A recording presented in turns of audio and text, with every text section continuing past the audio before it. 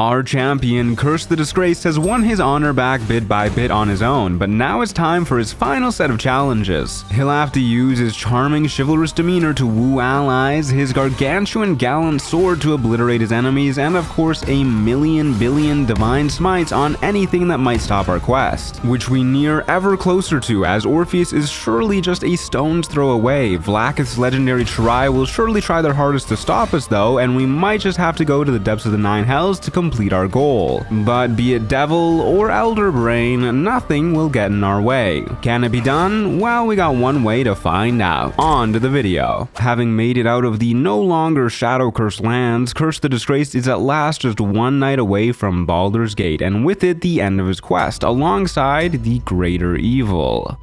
But there is no such thing as a peaceful rest for us, especially not since we've killed another of Vlaakith's Triais, so we're not too surprised when our Dream Visitor calls for aid and a bunch of our kin come flying out of a portal. We are a bit more surprised when we realize those aren't Vlaakith's warriors but someone else's. So with hope in our heart, we do our best to run past them without harm and jump into the portal into the Astral Prism, arriving just in time to see the last of our Dream Visitor's defenses punched to oblivion, and if they die, so do we.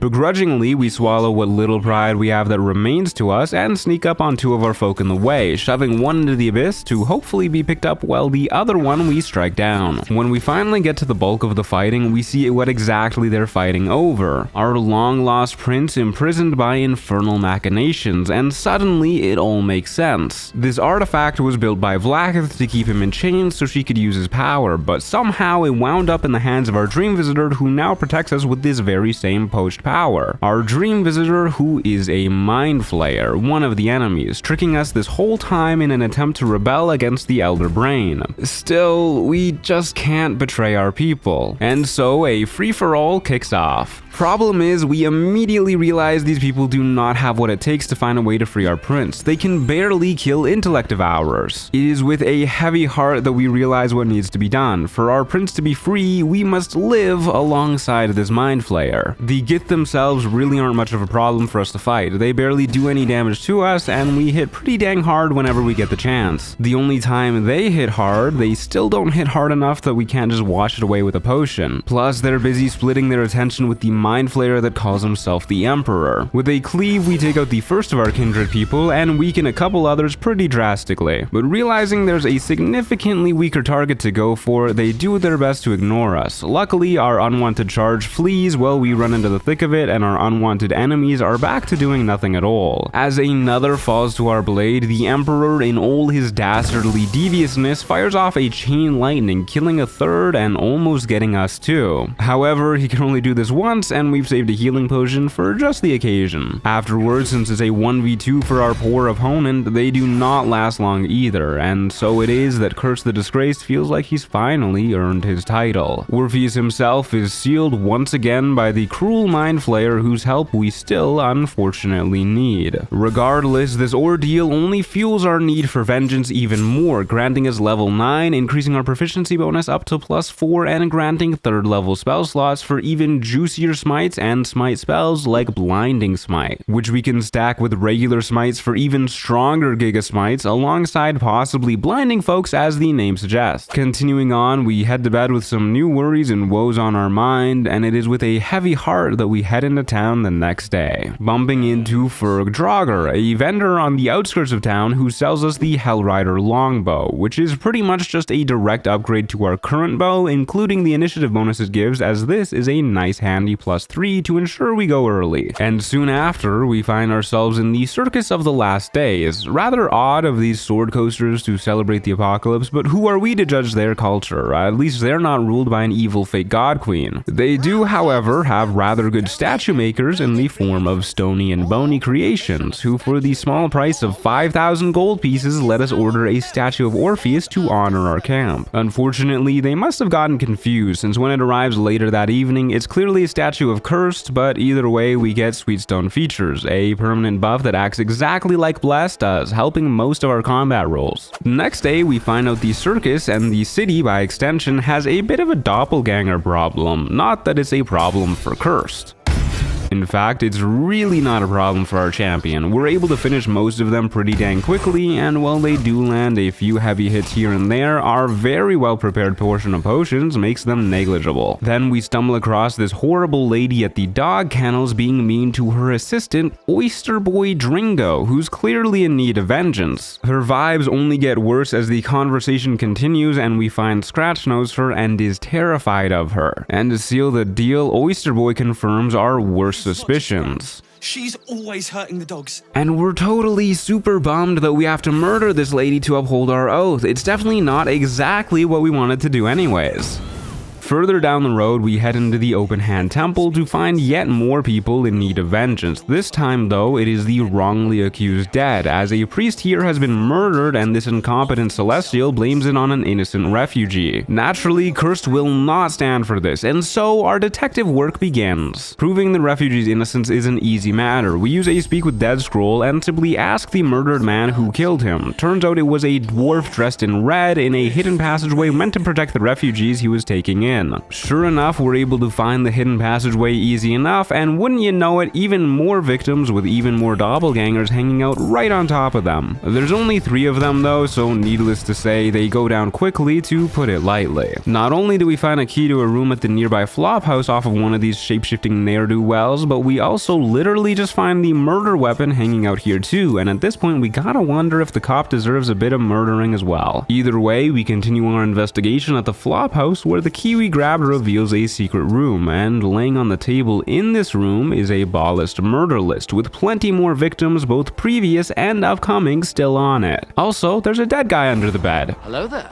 Heading to hand in all the evidence we acquired, we find the Celestial celebrating of all things. To make matters worse, she doesn't even really care. She just gives us a pass into the city proper and tells us to go solve it ourselves. So off we go, trying very hard to not murder this Hollyphant. Awaiting us in this same place though is Raphael, almost like he knew where we'd be. And he has, of course, just the thing we're looking for, the Orphic Hammer sitting in his House of Hope in the Hells and perfectly capable of freeing our rightful prince. All he needs from us is to hand over control of the Absolute, the very thing we've been fighting against this whole time. Of course that isn't gonna happen, but fool that he is, he's told us exactly where we need to go. For now though, we use our pass to gain access to the city, passing through Worm's Rock Fortress, where unfortunately we're forced to sit through Gortash's charade of a coronation to Archduke, since we can't exactly slaughter him in front of all of his mind-controlled victims. The moment we're in the city properly, we head over to the Stormshore Tabernacle and decide to pray to a real god for strength, Helm, a guardian god dedicated to order, who sees our plight and rewards us with Anointed in Splendor, another permanent buff that boosts all of our saving throws by a further +2. To kid ourselves out even more, we head to a nearby forge, finding our old friend Dammon, who sells us the Armor of Persistence, Boots of Persistence, and the Legacy of the Master's Gloves. The armor boosts our AC even more, reduces all damage by 2, on top of Blade Ward giving resistance to physical damage and resistance boosting our saving throws by another d4. The boots meanwhile grant freedom of movement, meaning a lot of CC doesn't affect us anymore, plus Long Strider to make us even speedier. And finally, the gloves increase our attack and damage rolls by +2. If you thought we were a tank that couldn't miss beforehand, just wait till you see what a nightmare we are for our enemies now. That's not the last piece of gear that we're gonna get though. Curse also gets exploring Worm's Rock to look for any obvious weaknesses, and in the process discovers a hidden area underneath the prison. Inside this wormway, there's a series of 4 trials to prove our heroic qualities till we supposedly meet the Guardian at the end. The first of which has us using our incredible wits to solve a chess puzzle in a matter of moments. The second involves us holding a torch for 4 rounds, all the while a whole bunch of elementals spawn to tickle us, I guess,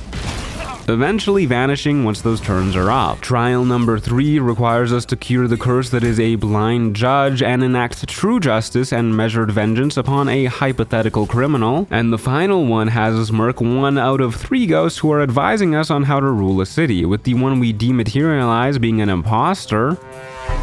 trying to lead us astray. With the final trial done, we head into the innermost sanctum only to find the Guardian already dead. But at the very least, we grab the Helm of Balduran, which also conveniently opens our way out of here. The helmet itself heals us 2 HP each turn, increases our AC and saving throws by 1, gives stun immunity, kind of, it's buggy, and crit immunity on top of it all. Now that we've gotten all of our gear, we head to the local boutique to make sure we finally look like the knight in shining armor Curse the Disgraced has always aspired to be. To test our new limits, we head down to the local beach to interrupt a gang war, get called a rather rude insult, and get to work. Our damage reduction is pretty incredible. Even with this wolf rolling max damage, we reduce it down to 0. In fact, any physical damage that is 10 or less will do nothing to us. That is, if they can even hit us in the first place with our 23 AC. Not to mention, we hit like a truck even without smites, and our chances to hit is almost guaranteed on most foes, even with Great Weapon Master turned on. When Cursed actually does smite, we're hitting for well over 50 damage pretty regularly. On top of all of this, when they do manage to land some meager blows, our helmet keeps healing us up so we don't have to worry about potions. All this to say, these bozos never stood a chance.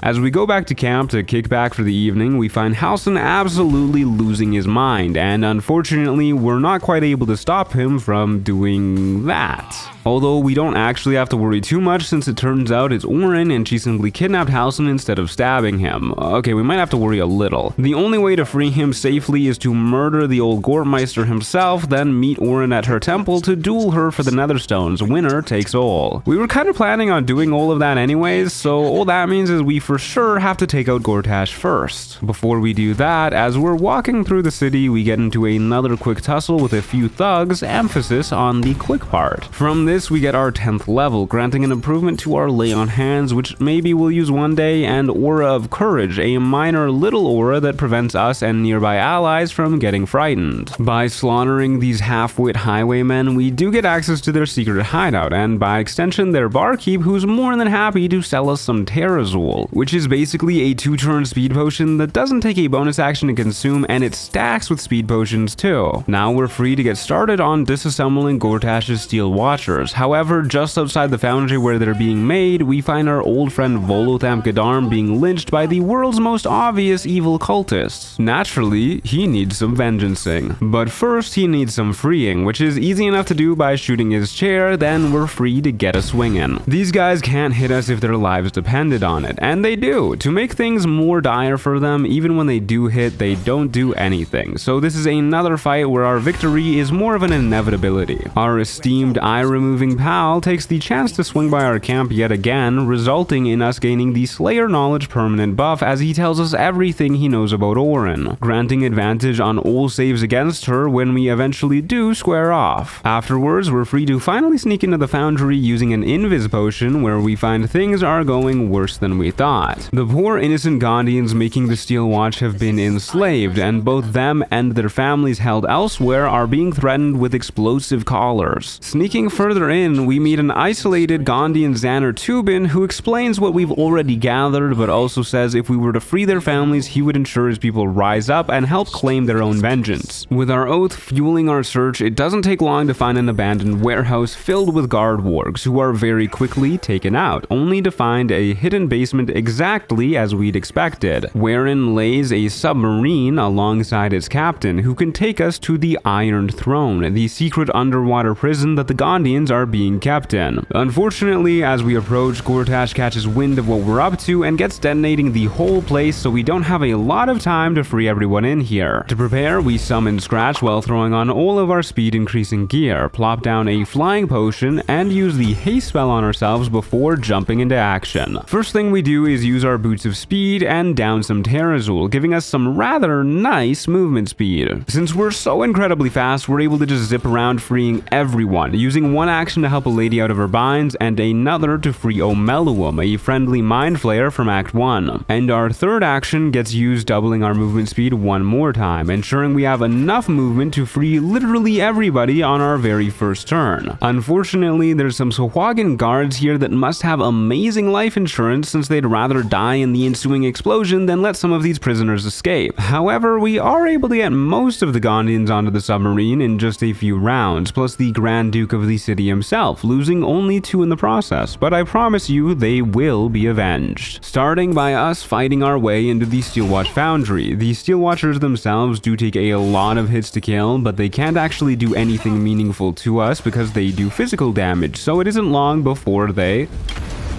As we return inside the building properly, Tubin knows we've done our job, and him and his people rise up alongside us, claiming vengeance as their own righteous cause. But for all their righteous anger and for all Kaer's personal might, he is rather lacking in the ability to kill multiple enemies at the same time, which means there's little we can do but watch as the fragile Gondians die for what they believe in. For each one that falls though, our enemies only grow more doomed. And we do at least make sure to disarm the detonators that would blow up their families too. It isn't long before Xanartubin himself falls and we're left alone on this floor versus plenty of foes. With our usual Shield of Faith active, they of course can barely hit us, and even when they do, they tickle like all of the other foes do. Slowly but surely we get our blood debt as base Bay Knight after Bay Knight die at our feet. We do sadly have to use our Speak with Dead trick again to figure out how to blow this place sky high from Xanartubin, but once that's done, we head into the basement for round 2, which somehow sees the Gondians down here even more outmatched than the ones upstairs, so there's little we can do to save them. At the very least, the bad guys down here still go down just as easy. And while the regular cronies are just as susceptible to missing as usual, making them incredibly easy to clean up, the Watchers down here can spew out Hellfire, dealing a buttload of fire damage that can't be resisted. On the bright side, we do have our potions stocked up as always, but it was rather nice not having to use them against all the regular cronies for a while. Awaiting us in the final room are 3 more Hellfire Watchers and the Hellfire Steel Watcher Titan. The Titan itself is weirdly useless. It just kind of tries to dash around, but it's too big to actually fit around its buddies, and its more agile buddies themselves insist on largely doing their regular attacks, which don't do much to Cursed. Meanwhile, we are roided up on both the Need to Avenge the Innocent and, more effectively, a Cloud Giant Strength Elixir, meaning we're hitting harder than ever. The only way they're able to do any real damage to us is when multiple of them use Hellfire on the same turn, but 2 of them doing it isn't enough, and the third one is already blowing up. So as long as we take the time to properly heal up, we are a-okay as we get slaughtering the rest. Before too long, it's just Cursed and the big guy, and while it is tanky as all hell, that just means we're able to take out more of our wrath upon it, while it flails about doing little more than gentle caresses. Till, just like all of its steel siblings before it, it too decides self-detonating is easier than fighting our steel-clad Avenger. Then we're free to input the code the late Xanartubin gave to us and hopefully grant him some sort of peace as we watch his revenge come to fruition. Of course, there's still one more thing we've got to do before his soul can truly rest in peace. Raid Worm's Rock Fortress and put an end to Gortash once and for all. Having powered our way through countless Bay Knights is enough to fuel our strength even further up to level 11, granting another 3rd level spell slot and improved Divine Smite, which doesn't actually improve our Divine Smites but rather all of our melee weapon attacks, as now we deal an extra 1d8 radiant damage, meaning as we near the apex of our power, we square up against Bane's Chosen at last. Immediately on our turn, we throw a bomb at his Force Curtain that's granting him resistance to a whole bunch of damage and get to work on his cronies, who try to frighten us with their auras of terror, but of course our own aura of courage prevents that. The head honcho himself isn't doing much to us other than peppering us with regular old bolts, so for a little bit of a distraction when it's back to us, we toss out this handy dandy iron flask we picked up ages ago, spewing out a spectator while taking out the first goon. Our plan works perfectly as everyone in the room gets focusing on it instead of Curse, letting us take out another one on the following round, plus it even paralyzes Gortash for a turn. To make things even better, one of his constructs malfunctions, giving him vulnerability to most damage, so with a single hit we're able to deal 225 damage, instantly causing his god to intervene to unparalyze and transform him. Divine Intervention ain't got anything on the Soulbreaker though. At this point, the remaining guards he had assembled finish off our spectator, which bought us just enough time to get another free round of attacks, bringing Gordy down to 79 HP, and all the aforementioned guards can do is miss us, followed by blowing up to one of their own traps.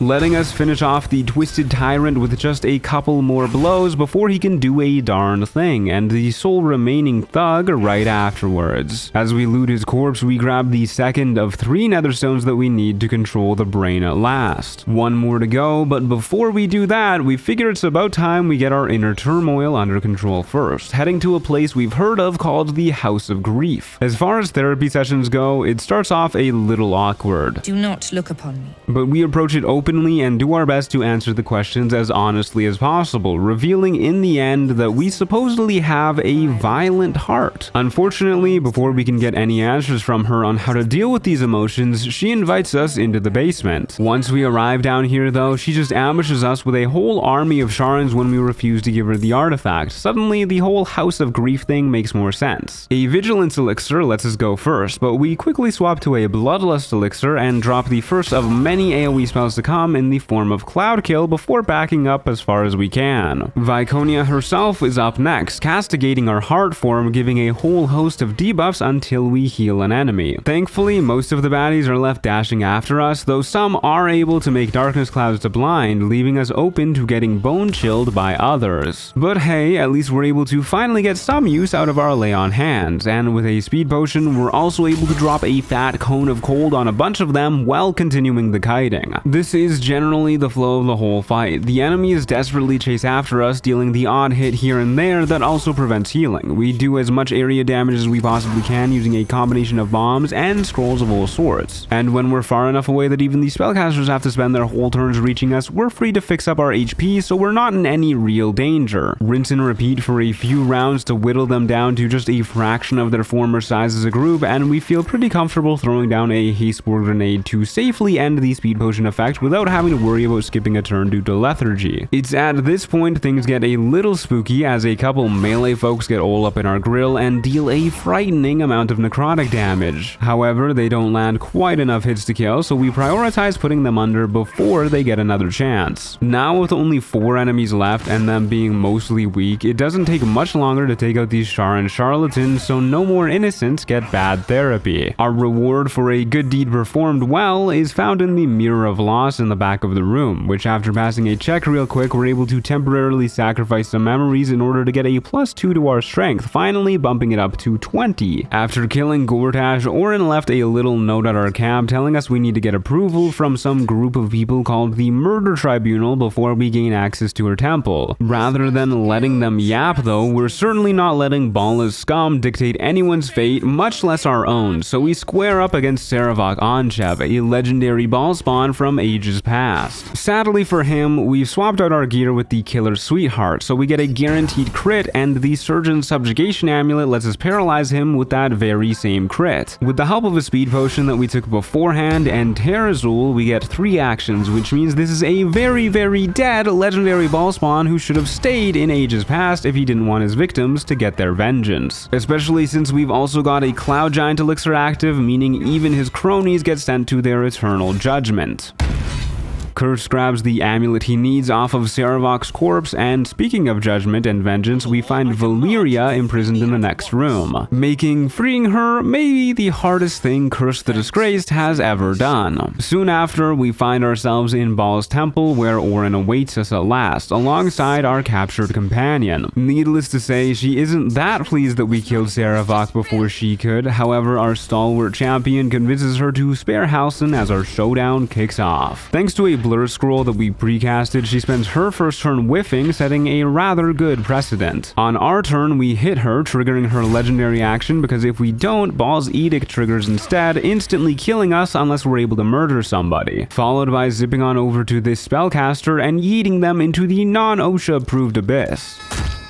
The big problem with this fight is Orin has 12 unstoppable stacks that she gets back every turn thanks to these sanctuaried ritual casters in the arena with us. It doesn't help there's another crony that we've yet to get that's trying to stun us too. Orin herself does continue to swing at us, but as you can see, she isn't really a concern because she only does physical damage. Meaning for the first part of this fight, we whack her once around while whittling down her buddy, who only occasionally tries to stun us in return before dying a terrible death. Now we settle in for the long haul, hitting her for a bit of damage through her unstoppable stacks, watching them get refreshed, then brushing off her attempts at dealing damage in return. Every now and then, for whatever reason, our hits deal full damage through her unstoppable, but it still takes quite a few turns to knock down the final of the dead threes chosen, and her ritual chanters don't last more than a bit afterwards either. Just like that, all the innocents they've wronged have finally gained some form of peace, and we've gained the last netherstone. Also, Halsin's fine and is going to go back to our camp to laze about, I guess. As much as we'd like to head to Raphael's House of Hope directly now, there's one thing that we've got to do beforehand, as we've heard a few of our kin are hanging out underneath the Elfsong Tavern. Cursed is here to make sure they're not around for when we free Orpheus, as we square off against another of Vlaakith's Chirai. Immediately, we jump into action, thanks to a flying potion and precasted haste, letting us zip on over to each of the gate masters calling for reinforcements and instantly slaughter them, alongside one of the Gish as well before they can do anything with the assistance of Bloodlust. The Chirai themselves tries their best to put a stop to our unstoppable juggernaut, however, things ain't looking good. And when their buddies swing by to help out, it doesn't go great for them either. We're not able to kill her as quickly as we'd like, but she literally can't even scratch us, so this fight is a bit of a wash, as we ensure Vlaakith understands Orpheus will be freed. Feeling all of our goals closer than ever, our oath empowers Curse to his limit, granting our final level up, and with it our final feat, an ability improvement to bump our strength's base up to 20, so the mirror buff takes it up to 22. Since we're all powered up, we figure it's about time we get heading into the Hells, and to do so we talk to the local Diabolist who wants to charge an arm and a leg to make it happen. So we just break into her rooms upstairs, where she actually has most of the ritual already set up. All we need to do is steal the ingredients and pop them down in the right spots to open our way to the House of Hope. Inside, we find an enslaved Hope waiting to greet us, as it seems we are her only hope of salvation, and as we vow to free her as we would any innocent, she vows to guide us through the house and lead us to the Orphic Hammer. She even gives us a disguise to blend in, however the fiendish devils that reside in this place deserve no mercy, and they certainly won't be receiving any from Cursed the Disgraced. Our protection from evil and good stands stalwart as we slaughter our way through boorish blazing boars, sulphurous sizzling spheres, incinerating impious imps, and even a Cambion who looks an awful lot like Raphael himself, who's got a key on him to some sort of safe. In the boudoir he came out of, we find both an infinite source of free long rest in the form of the bath, and the hidden safe that the key opens with a note detailing the password we need to grab the Orphic Hammer. First, however, we finish cleaning up the rest of the house, which isn't too hard to do, but we do take some fire damage each time we hit an enemy for the first time, due to fleeting protection reflecting our radiant damage that we can't turn off. Once that's done, we're free to go to the archives and grab the hammer at last. Our prince is almost free. He's not the only one that needs freeing though. We can't forget our guide who got us this far, as we square up against her wardens. The only ones here who are remotely scary are the spectators, since they have a chance to paralyze us as we saw with Gortash, but it simply never happened, so we're able to wipe out both spectators in just a few hits each, leaving behind only the imps, but with protection from evil and good, they sure aren't landing hits either.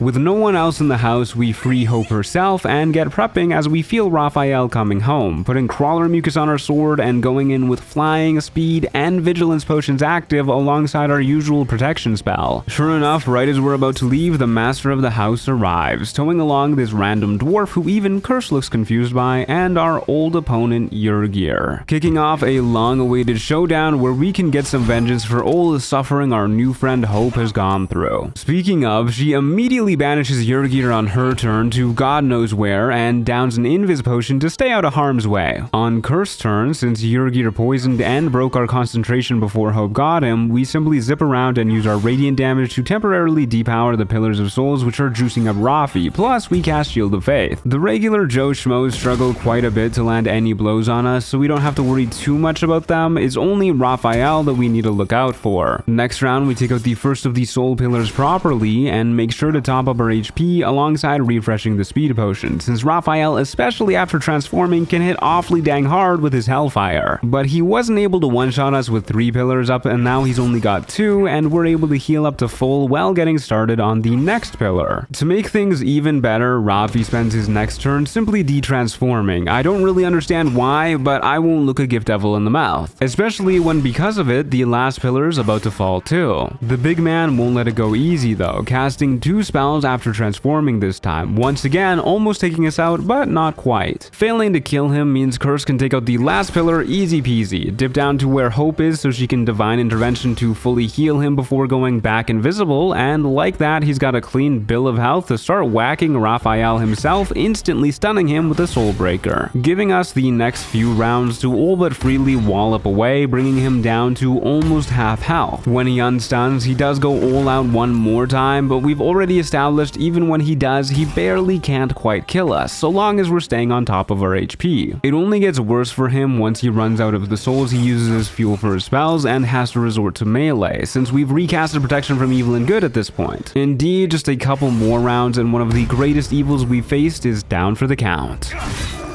If his underlings had any sense at all, they would have ran with their tails between their legs, but we won't complain about the ability to rid the world of a bit more evil while we're at it. Not all victories are so happy though, as our new friend decides to stay behind in the House of Hope, deciding her best revenge would be able to turn this place into a proper home, but as we leave, she gives us a bit of her namesake. And I hope you have a happy ending of your own. So off we go, ready as we'll ever be, and with everything we need as we head into the sewers to find our opponent has only grown stronger as it awaited us in these vile depths. Powerful enough to pull us directly into its psyche, the seat of its power, but also where it's most vulnerable. Even inside its own mind though, the Netherstones aren't strong enough to get a hold of it, and right as it's about to blast us to smithereens, the Emperor whisks us away to inside the Astral Prism, where he immediately dips to go join the Netherbrain the moment we make it clear that there's nothing he can do to stop us from freeing Orpheus. Not that that'll go well for the tentacled traitor. Finally, our quest has reached an end. As Orpheus is freed, we feel salvation, hope, triumph, and sorrow as our own prince sees how far we've fallen in order to succeed in this mission. But he just can't see that his honor guard was definitely not gonna be able to free him. If they couldn't even beat us, they certainly wouldn't have been able to defeat Raphael. Either way, we need to focus up to defeat the Netherbrain, especially since one of us needs to become an illithid to properly control the Netherstones. Sadly, our noble prince volunteers since our tadpole just isn't developed enough. And so, our people's hopes and dreams made flesh sacrifices himself like the hero he is. We arrive outside just in time to see a world on fire as the Netherbrain's grand design at last begins. So it's time to get to work. We meet up with some allies who stand next to us in these trying times, massacre a horrible horde of the Absolute's enthralled soldiers with Orpheus's new mighty powers, and finally climb to the top of the brain to put an end to this horror story at last, where both the crown of Karsus we need to control and the Emperor await us. Starting off, Orpheus uses a Dimension Door scroll to teleport us to where we need to be. Curse uses a Misty Step scroll to bait out counterspells from everyone nearby, followed by a Globe of Invulnerability so our prince can channel the Netherstones in peace, under the further cover of a Darkness Arrow, meaning all the enemies can do is watch since they can neither target nor damage our heroes. As Karsus's compulsion is completed, another portal is opened into the brain's psyche once and for all, and we throw down another invulnerability globe to buy some time for Orpheus to load us up with fierce perilous stakes, each stack of which grants 15 extra psychic damage on each hit, meaning with 6 stacks and the Artistry of War scroll we picked up earlier in our journeys, the brain is defeated, and the Illithid's grand design that has threatened our people for so long is finally stopped. All we need to do is command the brain and all of its hosts to do one more thing: